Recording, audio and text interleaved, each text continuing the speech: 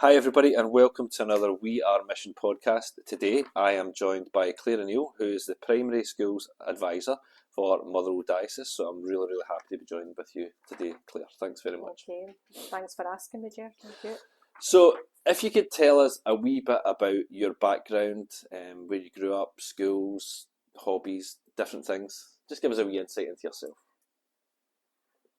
So I grew up in Motherwell Diocese, and growing up in Airdrie, my local parish was Holy Trinity and All Saints in Coatdyke, and I was always very much involved in that with my family. My family were very much regular mass attenders.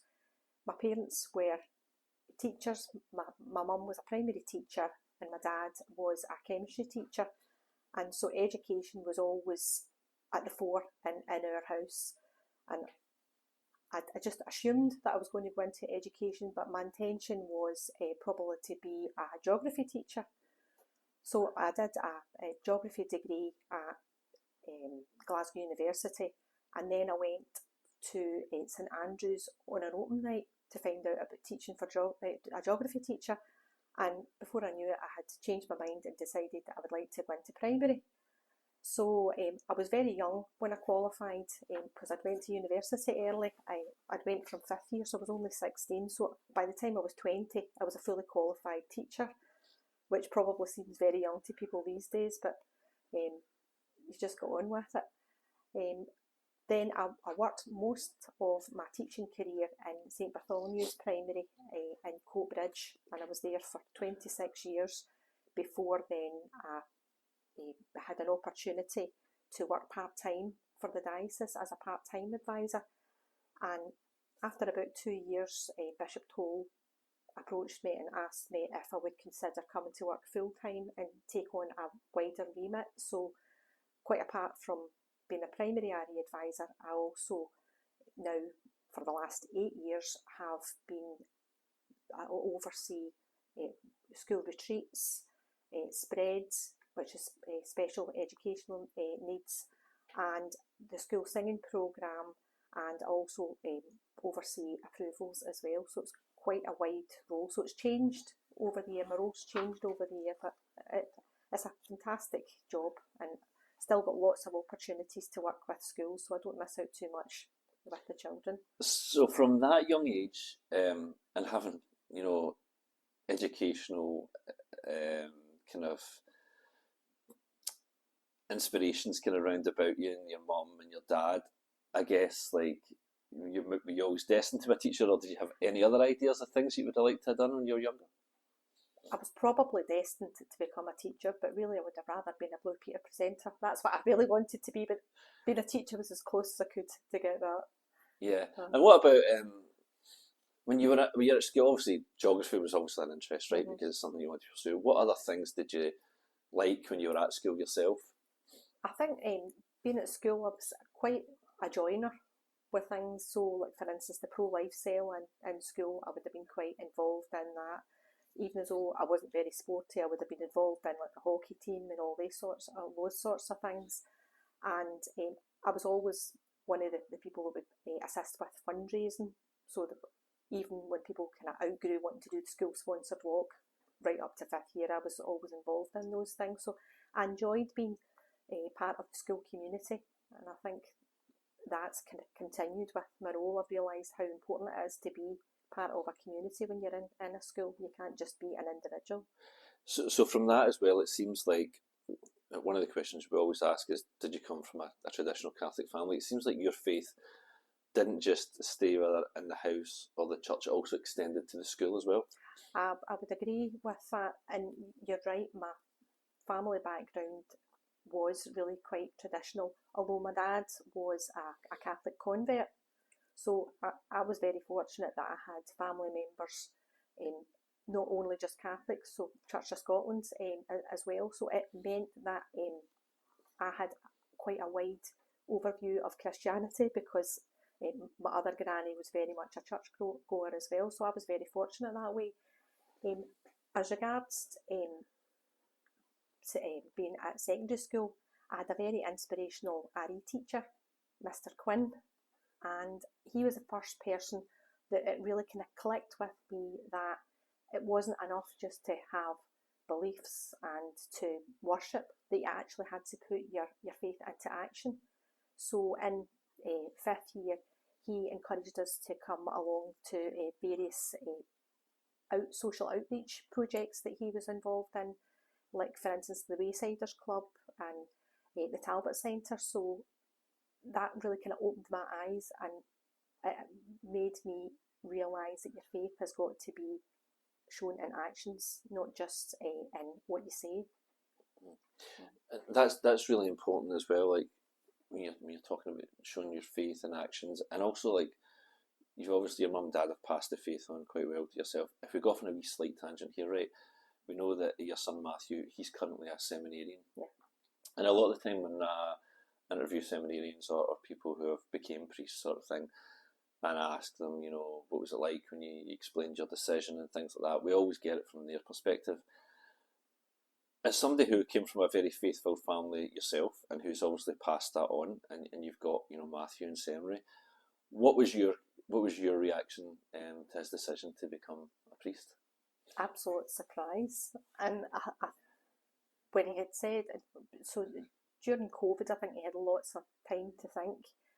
He had been working for maybe about 8 or 9 years with North Lanarkshire Council. He'd had girlfriends. He just had a normal kind of life, and he was very, very close to my dad. My dad's often, they would have gone to the novena down in the local parish together and all these sorts of things. And my dad died during COVID, and I think it really struck Matthew that he was very much inspired by my dad's faith, and he said then one day, I think I would like to be a priest, and I actually thought he was joking. I thought it was a joke. And he said no, and so it was just coming up to Good Shepherd Sunday, and it all just seemed to kind of click into place. And I said, well, if you really are thinking that, you need to speak to the parish priest and see where you take it from there. And that's what he did on Good Shepherd Sunday. Then after Mass, he spoke to Father Travers, our priest, and then it just went from there. But it was a surprise because, I mean, you've met Matthew. He doesn't seem to be a kind of cookie cutter kind of seminarian. He's got lots and lots of outside interests rather than only just the church. And I suppose in a lot of ways that's good because you're bringing real life into the role as well. But so he's just finished third year, and this year he'll go into fourth year, and it'll be a pastoral year. And I think that'll be quite a significant year because they'll be in a parish for most of the year rather than out in Rome. So you'll get to see if the role really does suit him and if that's what he's really called to do. So it'll be an interesting year for him. And have you spoke to him about, you know, when he does become a priest and, you know, God, yeah, and he comes into like the schools and things like that, possibly as a chaplain, is that something that he's interested in doing? Well, he was fortunate that last year when he was home during the summer holidays, he got a chance to go to St Ambrose, which was his secondary school. And I think he thought he was only going to go in to speak for an hour or two, and ended up being in the whole day, speaking to lots of young people in various RE classes and so on. And I think he was quite surprised at how much he enjoyed that. And what's interesting about St Ambrose was in the class that Matthew was in, he was in the same class as Chris Formage, who's now Father Formage, so they were in the same RE class together. And then additionally to that, there was also a boy in their class who became an RE teacher. So good things were obviously happening down there. Yeah, so he's getting on okay as well. He's doing well. So far, so good. That's good. Hard for him. It's good. Sorry, I take you off on a wee tangent there, but right. I wanted to ask about him and things like that. In terms of, you know, when we're kids and things like that, and when we're adults, like a lot of time we have kind of saints that we rely on, or scripture passages that we kind of come back to. Is there any saint or scripture passages that kind of defines or inspires you in your faith? Well, there's a saint that particularly helps me, and it's St Anthony, for obvious reasons, because I'm always losing things. So St Anthony has always got a statue in my house, and we always need to owe him money back because he always helps us that way. As regards a scripture passage, there was James 22 was my dad's favourite. My dad's name was James, coincidentally, and when he died, we decided to put that quote onto his grave, and that was because he very much was that you can't just talk about your faith, you've got to be a doer of the faith. And I think that's what kind of inspires me. That particular passage does inspire me. That quote inspires me in all that I do. Yeah, excellent. You've spoke to us about your career in education a wee bit there, and 26 years spent in one school. Is that kind of unusual in this day and age? Did head teachers kind of move about, and why did you decide to stay like in the one place for that long? I think the role was quite dynamic, though. It wasn't a static role, so you would have started off as a newly qualified teacher and things would move on and you would go for promotion and so on. And also, I think you really did become part of the community, because as time went on, it wasn't only brothers and sisters you were teaching, it would be the children of pupils that you had taught before. And it was lovely to be part of the community of the local area. And I think my role changed in that I decided to approach my head teacher about having an RE remit in the school at the time. And one of the things that I did was I had a prayer service on a Wednesday morning before school started, and it ended up taking up lots of my time in school, because then it became a faith in action group and all these sorts of things. But so I was gradually changing what my focus was in school, and that's why I naturally progressed into becoming an RE advisor. So although I was in the same school for a long time, the role changed. It did change over time. Yeah, and obviously Coatbridge being such a a big Catholic community, there's lots of schools and they're very vibrant, and even to this day it's understandable why people find a home like in the faith in Coatbridge and in Motherwell Diocese actually as well. Your very first day like as a teacher, I remember my first day at Missio getting into schools, and I was a wee bit daunted because it wasn't an environment I was used to. I would imagine that teachers are kind of prepared for it. Would that be right, or is that still a wee bit daunting too? I don't think you're ever prepared for it, but I can just remember how excited you were at having your own classroom, being able to have your own wall displays the way you wanted it. And I can actually remember thinking, I'm getting paid to do this, and it's brilliant, and I just love it. And obviously, eventually, you've got mortgages and things like that, and you're doing it for more than just the love of the job. But I think if you don't love the job, it would be a miserable job, because it's very hard work and it is quite all-encompassing. People always talk about the long summer holidays that you have, but even though you're off during the summer holidays, when you're in shops and things, you're thinking, well, that would be great for my class, or you're thinking about lessons that you might want to do. So it is a job, I think, that takes up a lot of your headspace.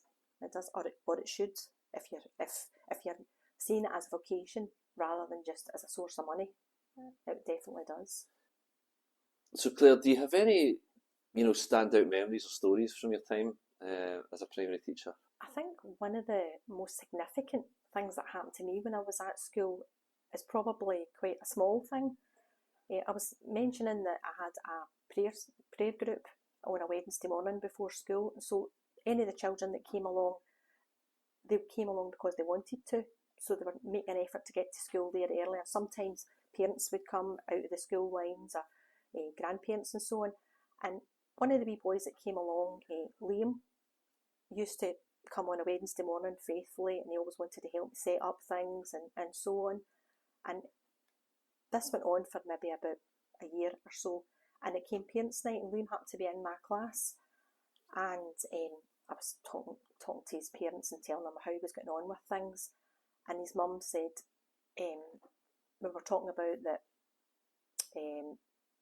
First Communions were coming up soon, and she says, you know that Liam isn't a Catholic, he's not been baptised. I says, oh, I know that, I know that he's not Catholic.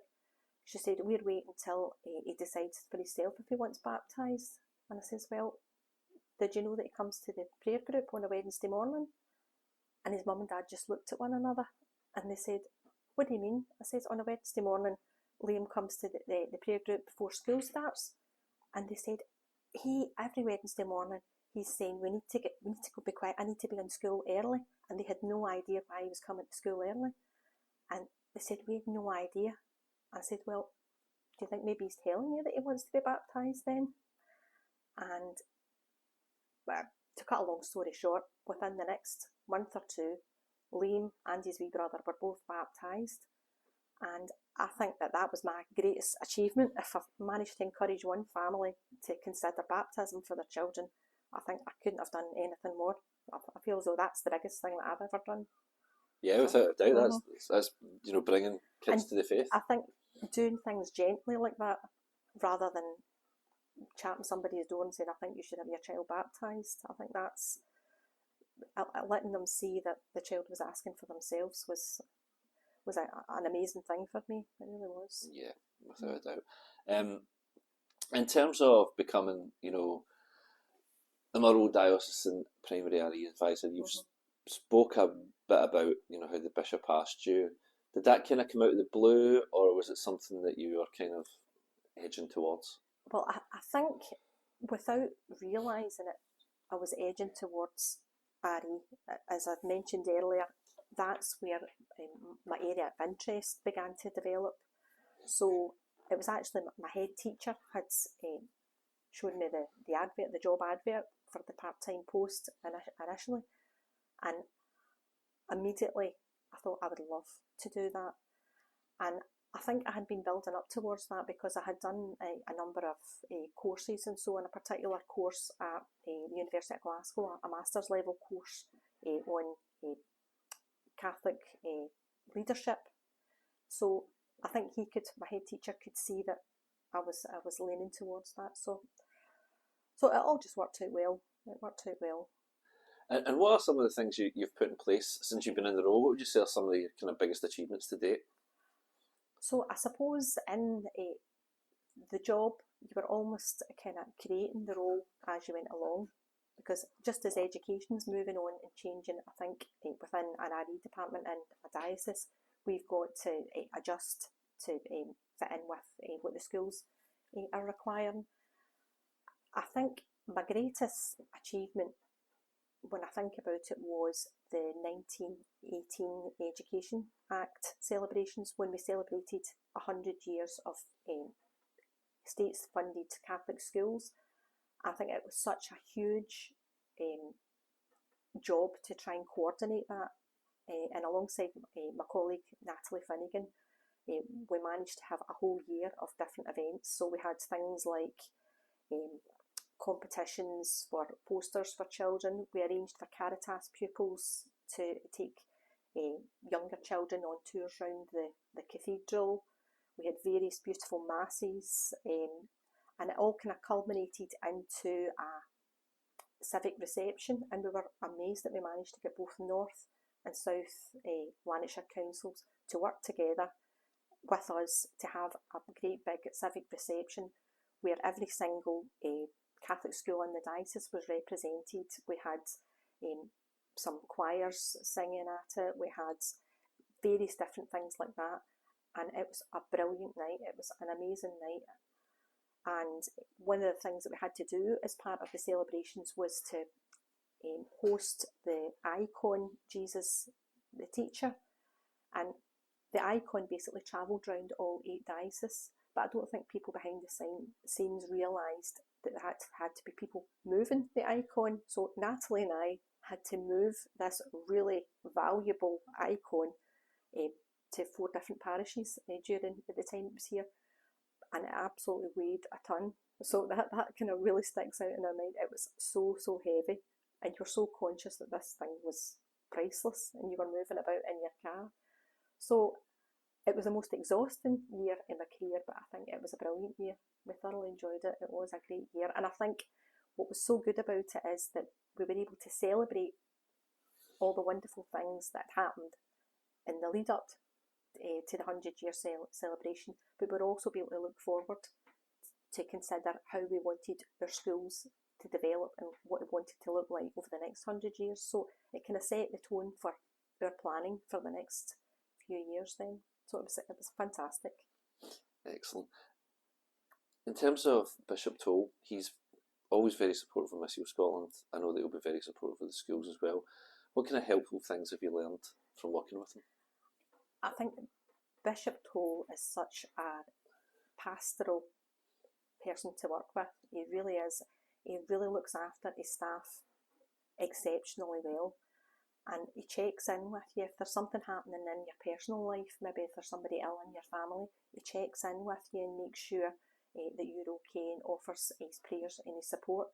And I think that's been a really good example to me to think about if I know that any of the head teachers that I work with are going through something in their personal life, to check in with them too.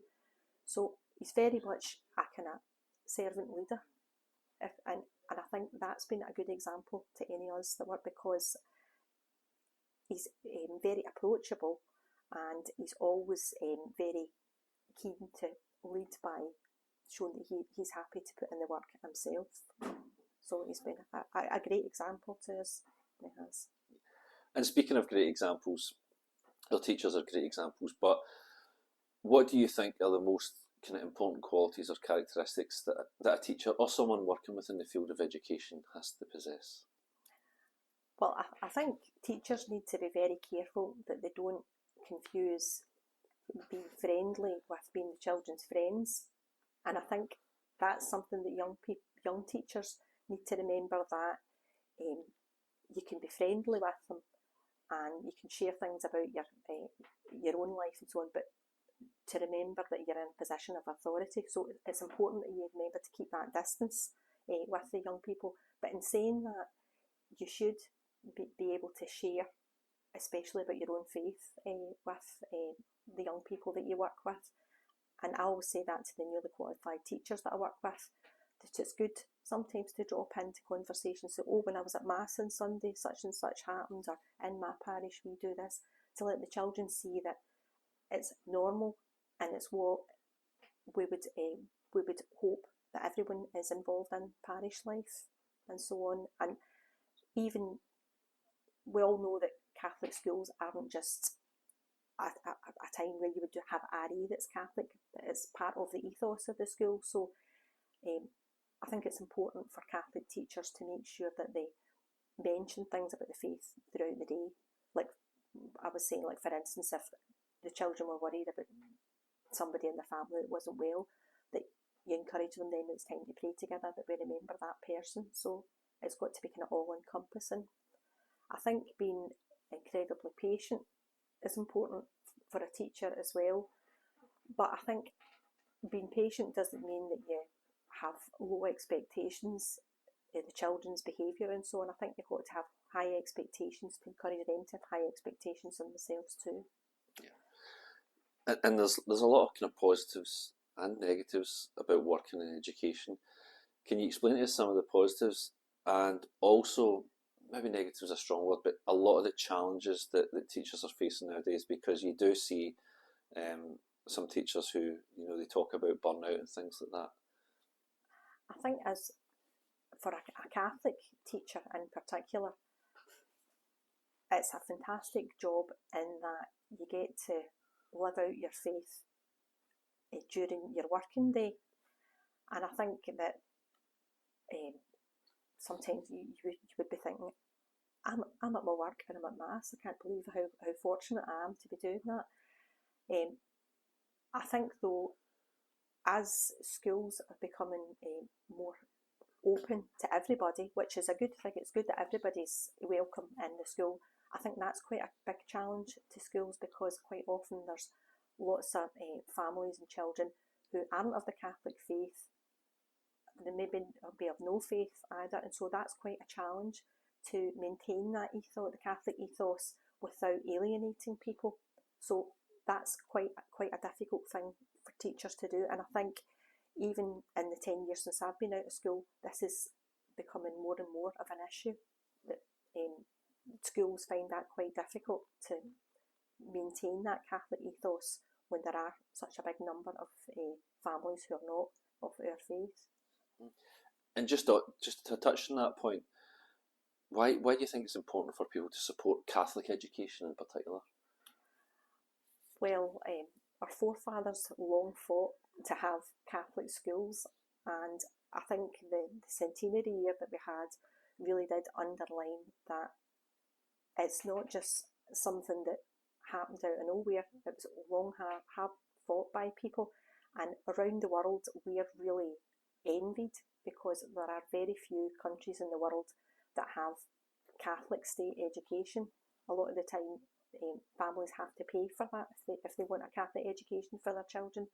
So I think it's really important that we do maintain that and that we do recognise how important it is.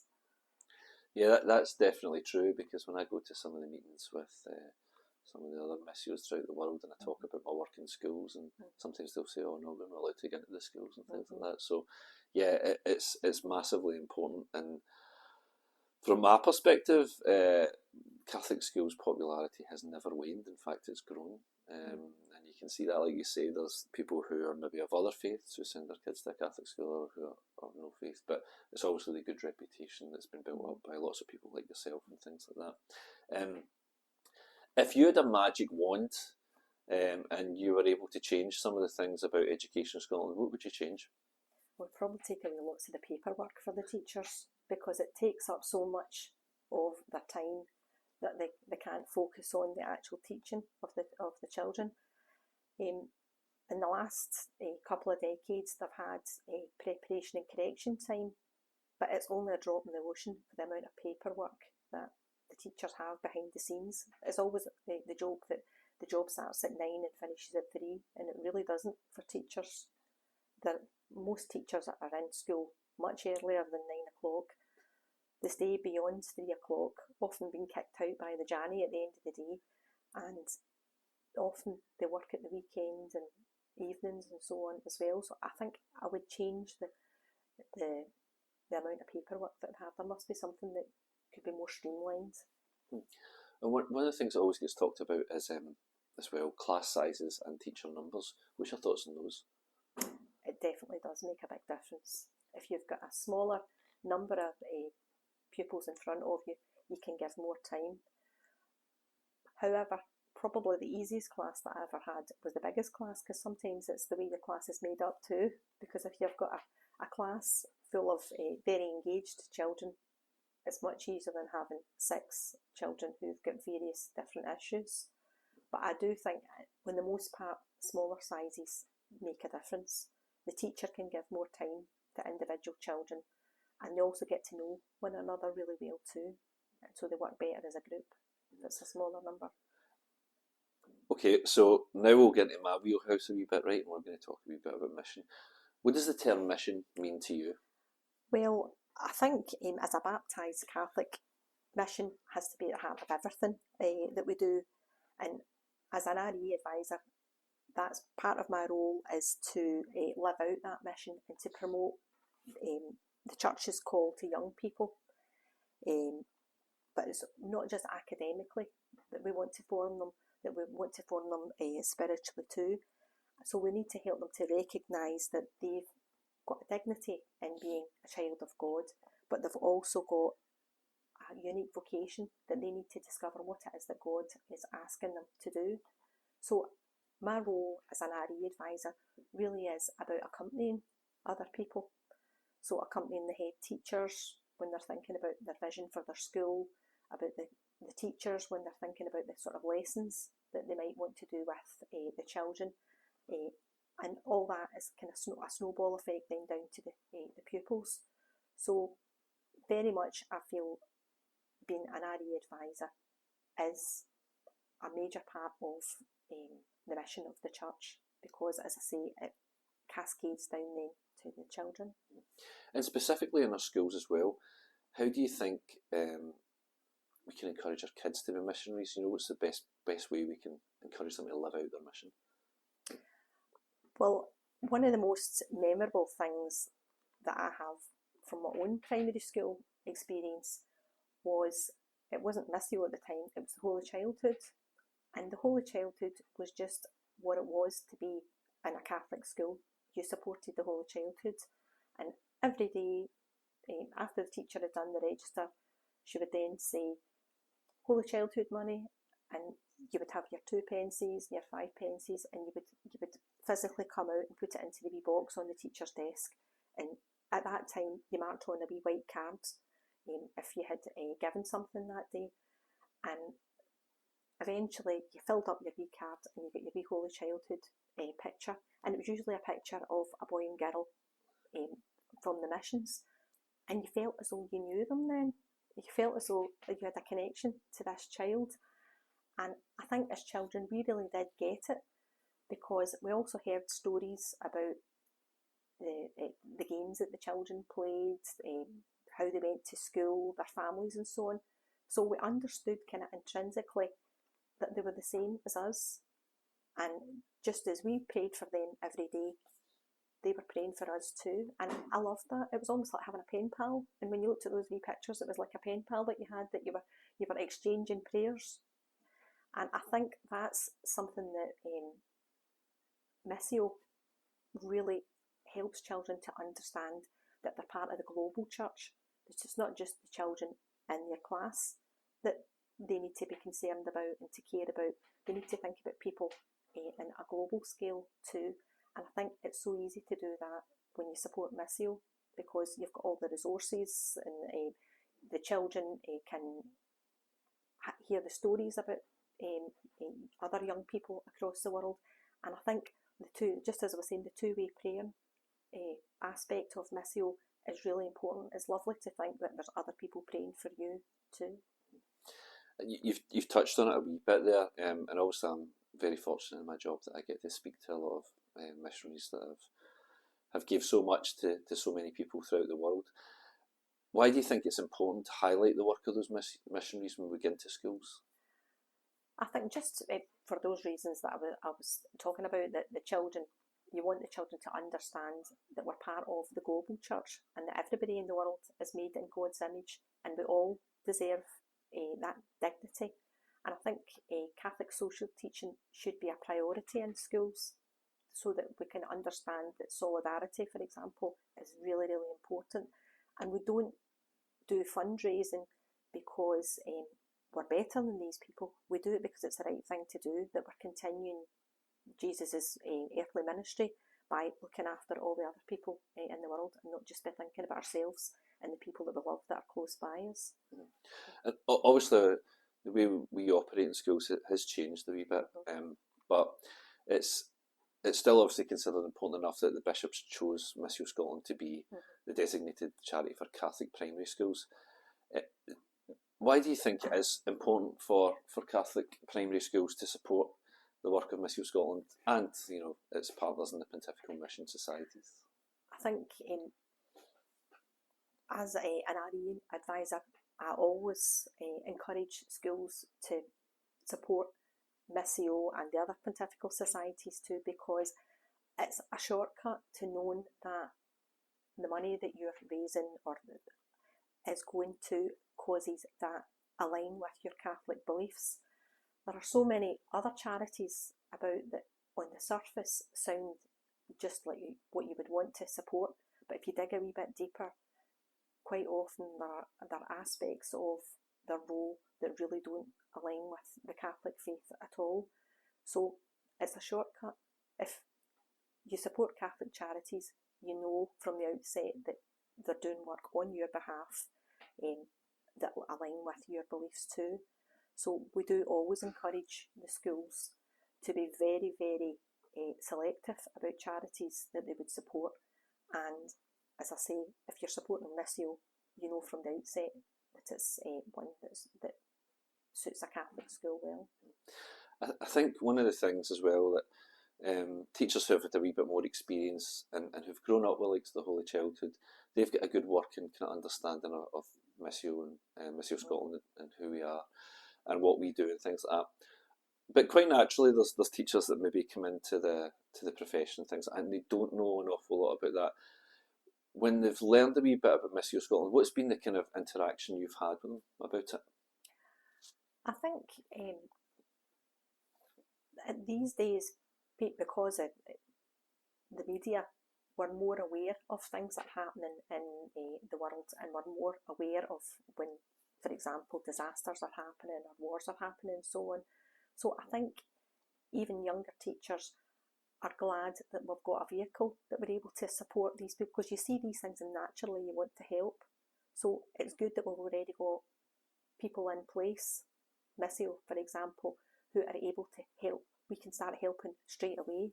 So I think that's where it probably works best. That it's such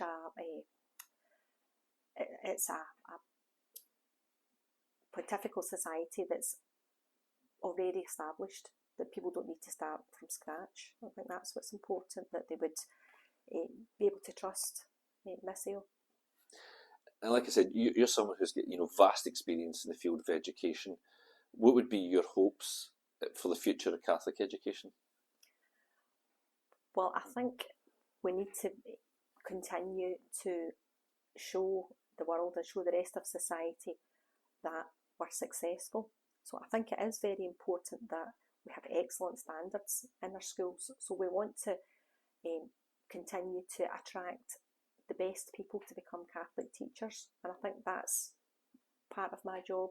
So one of the things that I would do in my role is every year we would have a recruitment evening that we would invite young people who are maybe thinking about teaching or career changers, if they've maybe got another job, to come along to the diocese to hear from people who are in the role just now, to hear why it's a life worth giving your time over to, and why that it's something that is valuable to society. I think that's something that we're very fortunate as teachers, that you don't always see the important thing that you've done, because you're planting the seeds. Like, for instance, I was a primary 1 teacher for a long time, and you don't often see how it was so important that you taught the children to write and read and so on. So I think that's why it's important that we have these recruitment nights to try and encourage the best of people to come on. Yeah, that's something maybe a lot of people don't talk about. Like, primary teachers can go from teaching primary 1s to primary 7s, and it's very different kids that you're dealing with. Right. How do you deal with, if you'd have been a geography teacher, for example, in a high school, you would have had a set syllabus for 1st and 2nd year, 3rd and 4th. Primary schools maybe a wee bit more diverse in that respect. It's maybe a wee bit more difficult in some ways. How do you deal with the those sort of challenges just within the primary school itself? Well, Curriculum for Excellence is the framework that teachers work within, and they'll all tell you that it's a huge framework. So the teachers need to do lots of research themselves, looking at the different E's and O's that they would have to work with.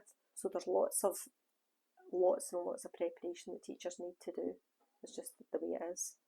So we'll see if it changes over the next few years. So Claire, we usually end our interviews by asking our interviewees to tell us something about themselves that our listeners might not know. Well, probably people would be surprised that one of my absolute favourite days of the year is April Fool's Day, because I'm a practical joker, and my poor children have put up every year waking up to some strange practical joke, whether it was having the sleeves of their school jumpers sewn up, or their shoes changed so they've got great big giant shoes instead of their wee shoes, or all these sorts of things. And I've even sent silly letters of complaint to my parents growing up and things like that. So I'm a practical joker, but people maybe wouldn't think that if they knew me. They think I'm a serious person. Well, that's because you're so good at your job and you take it so seriously and things like that. That's the flip side of things.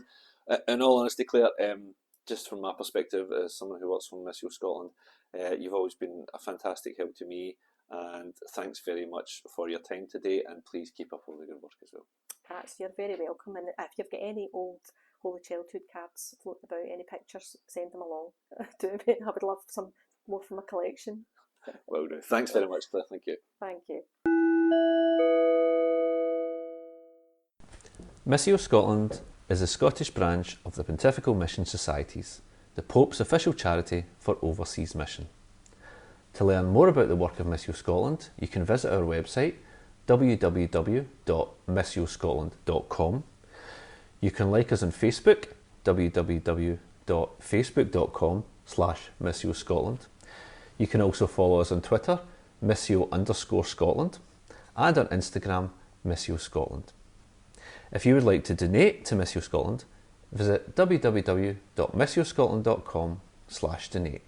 You can also call us on 01236 449 774 or send donations to Missio Scotland, 4 Laird Street, Coatbridge, ML5 3LJ. Please keep us in your prayers. Thank you and God bless.